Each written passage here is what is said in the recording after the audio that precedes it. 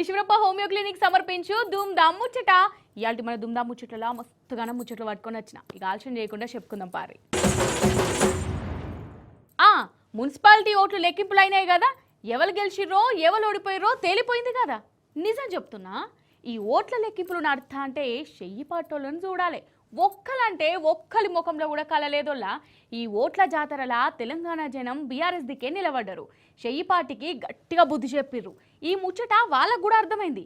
అందుకే ఇక మీదికి మేమే గెలిచినాం, మాదే విజయం అని చెప్పుకుంటుర్రు. అసలు గెలిపేవాళ్ళదో తెలంగాణ అంతేరికే కదా. పారి ఈ ముచ్చటనే చెప్పుకుందాం.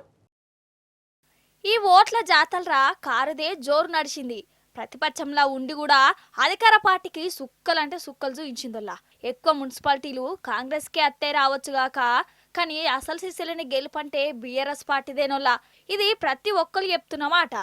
అసలు పంచాయతీ ఎలక్షన్లైనా మున్సిపాలిటీ ఎలక్షన్లైనా కానీ అధికార పార్టీ ఎక్కువ సీట్లు గెలుస్తాయి.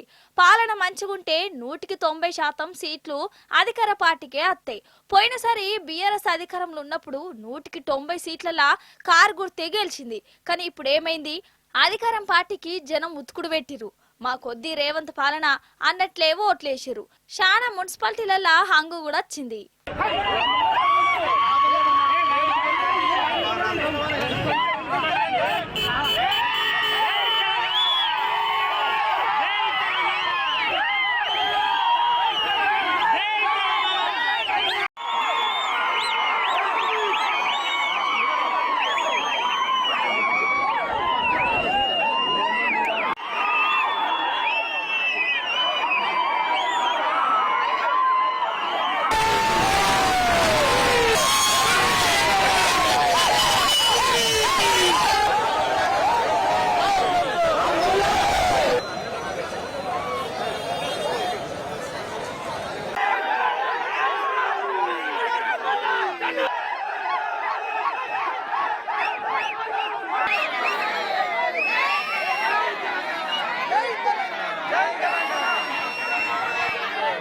నూటికి 50% కూడా కాంగ్రెస్ పార్టీకి చక్కగా రానే రాలేదోలా. అంటే ఈయన్నే అర్థం చేసుకోవచ్చుగా జనము ఎవరు దిక్కున్నారో, ఎవరి మీద కోపంతోనున్నారో. అవునా కాదా? అసలైతే బీఆర్ఎస్ పార్టీకి గిన్నిగానం సీట్లు వస్తాయని ఎవ్వరు అనుకోలేదు కూడా. ఇక రేవంత్ సార్ అయితే గుండుసున్నా 5 వచ్చుడే ఎక్కువ అన్నట్టు మాట్లాడిండు. ఇప్పుడు ఏమాయే, అధికారంలోన్నా ప్రతిపక్షంలోన్నా తెలంగాణ జనము బీఆర్ఎస్ ను గుండెలలో పెట్టుకుంటురని రుజువైంది. ఎలక్షన్లప్పుడు షెయి పార్టీ లీడర్లు పైసలు వంచిన, మందుబాటలు ఆశ్రయించిన, ఆడోళ్లకు కుక్కలు చీరలు సప్లై చేసిన, కోట్ల రూపాయలు ఖర్చు చేసినా కూడా గూండాగిరితో బెదరగొట్టిన జనం ధైర్యంగా పోలింగ్ బూత్ల కాడికొచ్చి బీఆర్ఎస్ కు ఓటేసిర్రు. షెయి పార్టీకి బుద్ధి చెప్పిర్రు. రాష్ట్ర వ్యాప్తంగా నిజానికి అధికార పార్టీ ఎన్ని రకాలుగా ఈ ఎన్నికల్లో సామధాన భేద దండోపాయాలు ప్రయోగించే ప్రయత్నం చేసినా వారు స్పష్టంగా ప్రజల మనసు గెలుచుకోవడంలో విఫలమైనారని చెప్పుకోక తప్పదు. 2580+ వార్డ్స్లో మరి ఎన్నిక జరిగితే బీఆర్ఎస్ దాదాపు 730 దాకా మాకు ఇప్పటికే ఫలితాలు వచ్చినాయి. ఇంకొక 10-15 పెరిగితే పెరగవచ్చు. ఓవరాల్గా 740-750 దాకా వస్తాయి వార్డులు అనేది మా అంచనా. అంటే దాదాపుగా మీరు చూసుకున్నట్టయితే ఒక 30% పైగానే ఇక్కడ కూడా ఫలితాలు వచ్చినాయి. దానికంటే కూడా ముఖ్యంగా చాలా వీరోచితమైన పోరాటం. నిజంగా చెప్పాలంటే కొన్ని చోట్ల ఇవాళ అధికార పార్టీ తట్టుకోలేక ఇవాళ గద్వాలలో ఒక వార్డులో 4 సార్లు రీకౌంటింగ్ చేయించారు. అంటే కాంగ్రెస్ గెలిచేదాకా రీకౌంటింగ్ చేసి ఆఖరికి ఒక ఓటుతో గెలిచిందని చెప్పి అధికారులను అడ్డం పెట్టుకొని గద్వాలలో ఒక వార్డు నెగ్గే ప్రయత్నం చేసినారు. వర్ధనపేటలో ఈ నిమిషానికి మనం ఇక్కడ మాట్లాడుతున్నాం, అక్కడ ధర్నా నడుస్తుంది. మా కౌన్సిలర్లను ఎత్తుకొని పోయి గెలిచిన కాడ రీకౌంటింగ్ 4 సార్లు చేసి అక్కడ కూడా ఇదే ప్రయత్నం. చౌటుప్పల్లో ఇదే రకమైన ప్రయత్నం. అంటే అధికారులను, అధికార యంత్రాంగాన్ని, అధికార బలాన్ని అడ్డం పెట్టుకొని గెలిచినమా అంటే గెలిచినాం అనిపించుకోవడానికి సాంకేతికంగా నానా తంటాలు కాంగ్రెస్ పార్టీ పడతా ఉన్నది. ఈ రాష్ట్రంలో కాంగ్రెస్తో పోరాడగలిగిన శక్తి, కాంగ్రెస్ను గద్దెదించే శక్తి, బీజేపీని నిరోధించే శక్తి ఖచ్చితంగా బీఆర్ఎస్కు మాత్రమే ఉంది అని మొన్న పల్లెలో జరిగిన ఎన్నికలు, ఇవాళ పట్టణంలో జరిగిన ఎన్నికలు తేల్చి చెప్పాయి. నిజంగా ఈడ బీఆర్ఎస్ పార్టీ లీడర్లను, కార్యకర్తలను మెచ్చుకోవాల్సిందేనోల్లా. ప్రచారంలో ఎంత దౌర్జన్యాలు నడిచినాయో కళ్ళారా చూసినాం. అధికార పార్టీ లీడర్లు పోలీసులను అడ్డం పెట్టుకొని దొంగ ఓట్లకు ఎట్లా దిగబడ్డారో సోషల్ మీడియాలో వీడియోలు కూడా బయటకు వచ్చినాయి. ఇక మన ముఖ్యమంత్రి సార్ అయితే ఈ మున్సిపాలిటీ ఎలక్షన్ల కోసము కాళ్ళకు బల్పాలు కట్టుకొని మరీ ప్రచారం చేసిండు. అయినా గాని జనమీ తాప రేవంత్ సర్కార్ను నమ్మలే. వాళ్ళు పడుతున్న గోసను ఓట్లతోనే మూతోడు జవాబు చెప్పిర్రు. ఒక్కటి మాత్రం తేలిపోయింది, రేవంత్ సర్కార్ మీద జనం కోపంతోనున్నారు. ఈ పాలన చక్కగా లేనేలేదు, మోసపోయినాం అని జనాలకు కూడా సమజైంది. అందుకే ఈ మున్సిపాలిటీ ఎలక్షన్లలా షెయ్యి పార్టీకి కర్రు కాల్చి వాత పెట్టిర్రు. 6 గ్యారంటీల కథ చూడు సారు అని ఓటుతోనే రేవంత్ సార్కు మతలబు పంపిర్రు. అంతే కదా, అంతెందుకోలా మంత్రుల సొంత జిల్లాలల్లా కాంగ్రెస్ ఎమ్మెల్యేల సొంత మున్సిపాలిటీలలో కూడా షెయ్యి పార్టీ తుక్కు అయిపోయింది. ఆగో, ఓడెక్కేదాకా ఓడమల్లన్నా, ఓడెక్కినాక బోడి మల్లన్నా అన్నట్టు ఓటర్లను చూస్తే ఏమైతుంది? ఇగో ఇదే కథ అవుతుంది. అధికారం అత్తే చాలు అటెన్క ముచ్చట అటెన్క చూసుకుందామని షెయ్యి పార్టీలు 6 గ్యారంటీల ముచ్చట్టే మర్చిపోయారు కదా. మరి జనం మర్చిపోతారా వాళ్ళు చెప్పిన ముచ్చట్లు? వాళ్లకు ఛాన్స్ దొరికింది, బండకేసి కొట్టనే కొట్టిర్రు. మొన్న గ్రామ పంచాయతీ ఎలక్షన్లు, ఇప్పుడు మున్సిపాలిటీ ఎలక్షన్లల్లా ఈ కాంగ్రెస్ పాలన అద్దన్నట్టు తీర్పు చెప్పిర్రు. పేరుకు ఎక్కువ సీట్లు షెయ్యి పార్టీకే వచ్చినాయి గాని మంత్రులు ఎమ్మెల్యే ఇజ్జత్ మాత్రం పోయినంత పనైందోలా జనాలు కరెంట్ షాక్లు ఇచ్చిర్రు. షెయ్యి పార్టీ తెలంగాణ పెబ్బ మహేష్ కుమార్ గౌడ్ సారు ఏమన్నాడోళ్ళ మొన్న 90% సీట్లు కాంగ్రెస్ కే అత్తయ్య అన్నాడా, ఇప్పుడు 50% కూడా వచ్చినాయో రాలేదు, గట్లనే ఉన్నది. ఇక ఈ ఓట్లల్లా ఇజ్జత్ కాపాడుకునేందుకు ముఖ్యమంత్రి, మంత్రులు, ఎమ్మెల్యేలు ఓగశేఖర్లు కొట్టిర్రా. ఇక ఏడ స్కీమ్ల గురించి మాట్లాడవలసి వస్తుందో అని కేసీఆర్ సార్ మీద తిట్ల దండకం పెట్టుకున్నారు. ఓట్లకు ముందే కేసులు విచారణలు అనుకుంటా కేటీఆర్ సార్ను, హరీష్ రావు సార్ను సతాయించే పని పెట్టుకున్నారు. అయినా గానీ ఈ ఓట్లల్లా షెయ్యి పార్టీ పప్పులుడకలే. మంత్రులనే తీసుకోరాదు, మంత్రి వివేక్ వెంకటస్వామి సార్కు సొంత నియోజకవర్గం జనాలే సురుకులు పెట్టిర్రు. క్యాదన్పల్లి మున్సిపాలిటీలో కాంగ్రెస్ పార్టీ మట్టిగరిచింది, గులాబీ జెండా రేపరేపలాడింది. ఇదే వివేక్ సార్ ఇన్ఛార్జిగున్న మెదక్ పార్లమెంట్ లో కూడా షెయ్యి పార్టీ ఓడిపోయింది. ఇక పొంగులేటి సార్ వారి ముచ్చట్లు ఎట్లుంటాయో మీకు ఎరికే కదా.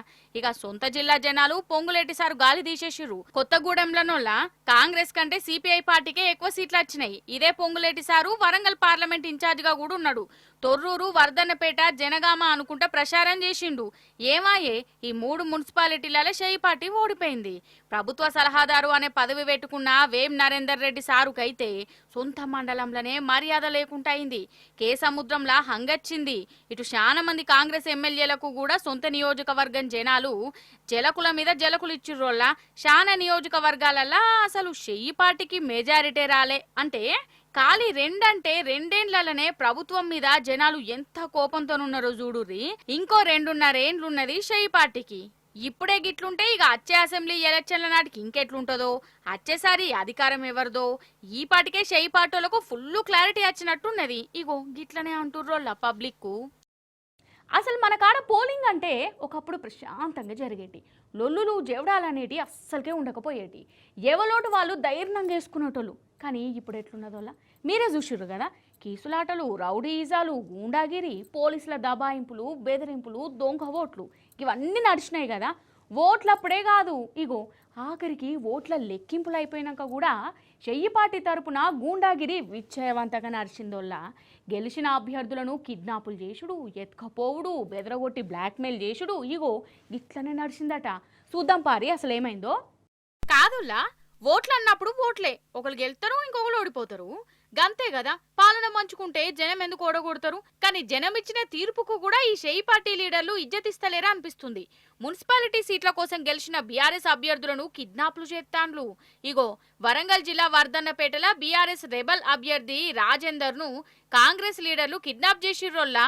అగో చూడో, మేం గెలిపించుకున్న అభ్యర్థిని మాకు అప్పచెప్పుర్రి అని 5వ వార్డు జనాలు క్యాంప్ ఆఫీస్ కు పోతే వాళ్ళను ఎమ్మెల్యే నాగరాజు సారు పోలీసులతోనూ కొట్టించిండు. ఏందిది గింత అద్మానమా? జనం పోలీస్ టౌన్ ముంగట వండుకొని నిరసనకు దిగిర్రు గిట్లా.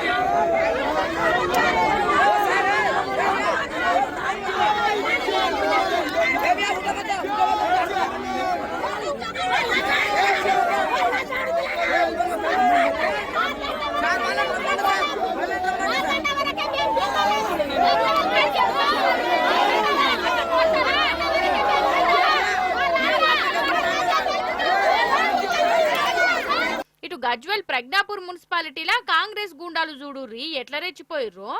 రెండో వార్డులో గెలిచిన బీఆర్ఎస్ అభ్యర్థి మమతా పెన్మిటి మీదికి కాంగ్రెస్ వాళ్ళు ఇట్లా కొట్లాటకు పోయిర్రు. అంటే బీఆర్ఎస్ గెలితే వీళ్ళకి ఎంత కడుపు మంట అవుతుందో చూడవు.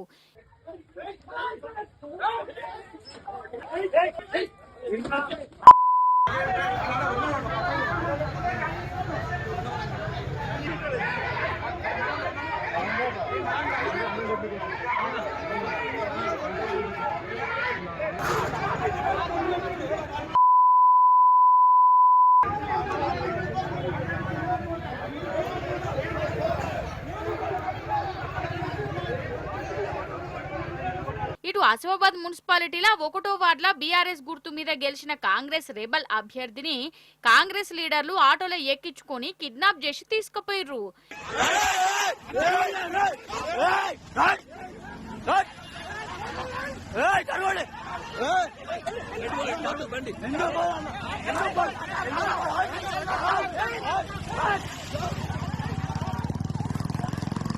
జనగామల చూడూరి రౌడీ రాజ్యమే నడిచినట్టు అనిపించింది.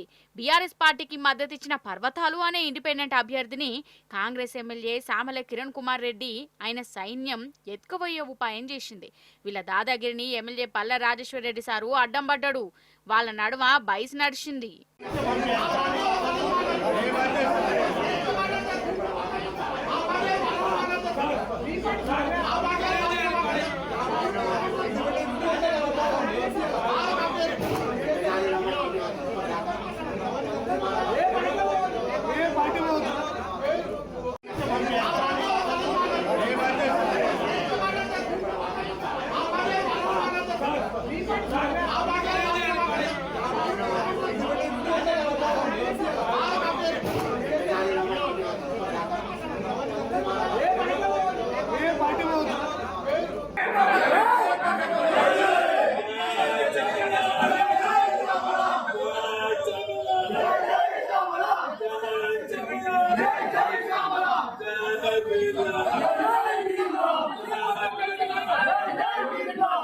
గివ్వే కాదు ఇంకా శానా జాగాలలో గిదే కథ నడిచిందట. బీఆర్ఎస్ గుర్తు మీద గెలిచిన అభ్యర్థులను మోసం మర్రకుంటనే చేస్తాన్లట ఈ షెయి పార్టీ లీడర్లు. వాళ్లకు ఏదో ఒకటి చెప్పి ఆశ పెట్టుడు, బెదరగొట్టుడు, ఈయనకుంటే ఎత్తుకపోవుడు గిట్లనే చేస్తాన్లట. ఏంది అన్యాయం గిదా?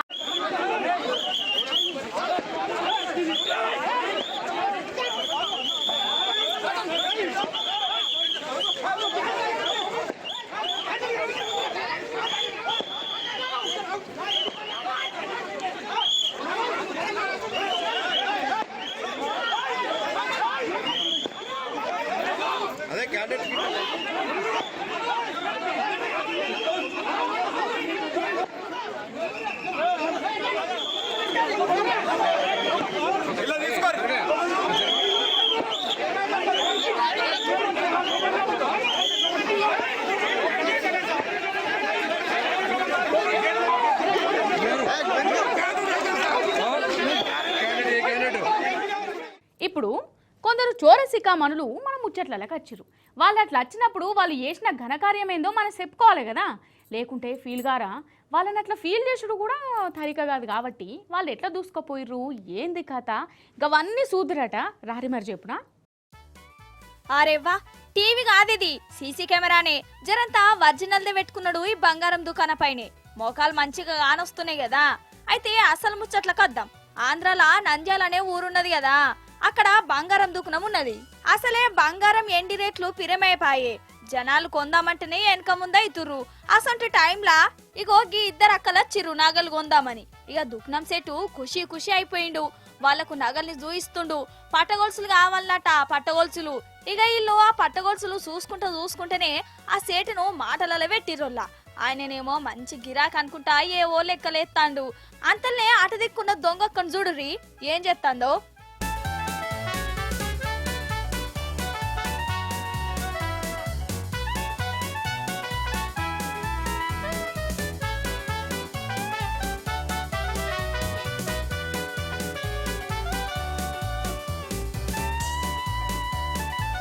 ఆగు చూసినవా, కళ్ళు మూసి తెరిచేంతల్నే మంచిగా పట్టగొలుసులు తీసి దాచిపెట్టుకున్నది. ఇక ఏం తెలియనట్టు ఇంకా ఎట్లా యాక్టింగ్ చేస్తుందో చూడు బేరం ఆడుకుంటా. అసలు నటులంటే సినిమాలు చేస్తారనుకుంటాం గాని వీళ్ళు కదా అసలు సిసలైన నటులు. అసలు ఏమన్నా నటననా కాదా? ఇక జరసేపు గిట్లనే బేరం చేసి దొంగతనం చేసిన పట్టీలను తీసుకొని పోయిర్రు. అటెన్క ఈ సేటు నగల లెక్కపత్రం చూస్తుంటే తక్కువ పడ్డాయట. సీసీ కెమెరా చూస్తే ఏమున్నది, ఇగో ఇలా పర్ఫార్మెన్స్ బయటపడ్డది. గిట్ల తయారైరేందల్లా అసలు ఎవరిని నమ్మల్లో ఎవరిని నమ్మొద్దో, ఎవరు దొంగలో ఎవరు మంచోల్లో ఏం అర్థం కాకుండానే ఉన్నది కదా.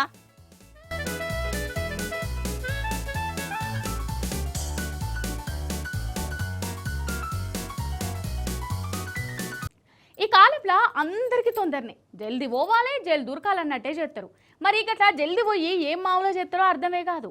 గట్లా తొందర పడితే ఏమవుతుంది, తొందరగా కూడా మీదకే పోతారు. అంతెందుకు రోడ్ల మీదనే తీసుకోరాదు, జల్దిన పోవాలన్న ఆత్రంలా రాంగ్ రూట్లు కొడతారు. మనల్ని ఎవర్రా ఆపేది అనుకుంటా స్పీడ్గా దంచుకపోతారు. అట్లా చేస్తే ఏమవుతుంది, ఒకసారి కాకుండా ఇంకోసారి అన్న అసలుకే మోసం అవుతుంది. గట్లా అడ్డదారుల పొంట పోయేటోళ్లకు ఒక పెద్దవ్వ ఎట్లా బుద్ధి చెప్పిందో మీరు చూడాలి, చూసేయరు. మరి అసలు మన రోడ్ల మీద రామాయణం ఎట్లుంటుందో మీకు ఎరికే కదా. నువ్వులా ట్రాఫిక్ పోలీసులున్నా సిగ్నల్ వడ్డ దంచుకపోతుంటారు. యూటర్న్ తీసుకోకుండా రాంగ్ రూట్ల పొంట పోతారు. అరే సత్తర్ర నాయనా అని చెప్పినా ఈయనరు, చలాన్లు వడ్డా కూడా మారరు. అయితే ఈ సీన్ చూడురోలా.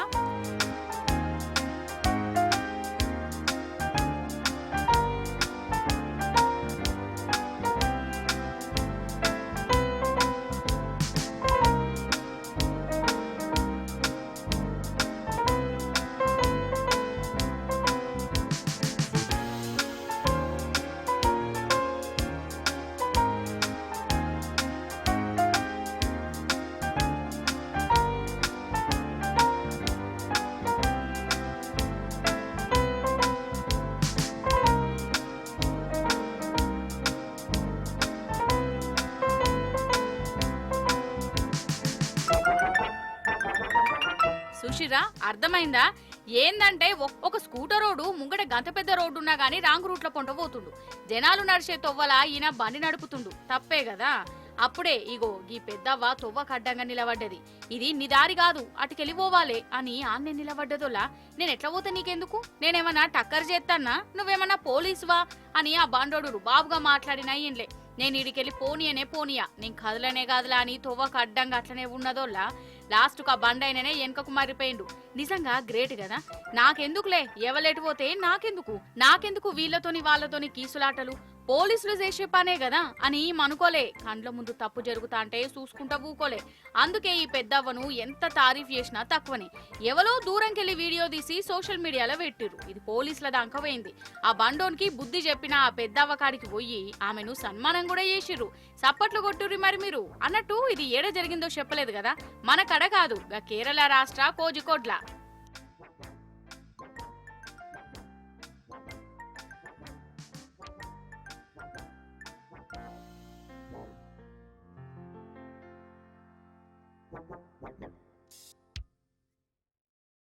ఇవి ఆల్టి దుమ్దాం ముచ్చట్లు. మళ్ళీ ఎపిసోడ్లో ఇంకెన్ని ముచ్చట్లు పట్టుకుని వస్తా. అప్పటిదాకా చూస్తూనే ఉండే టీ న్యూస్.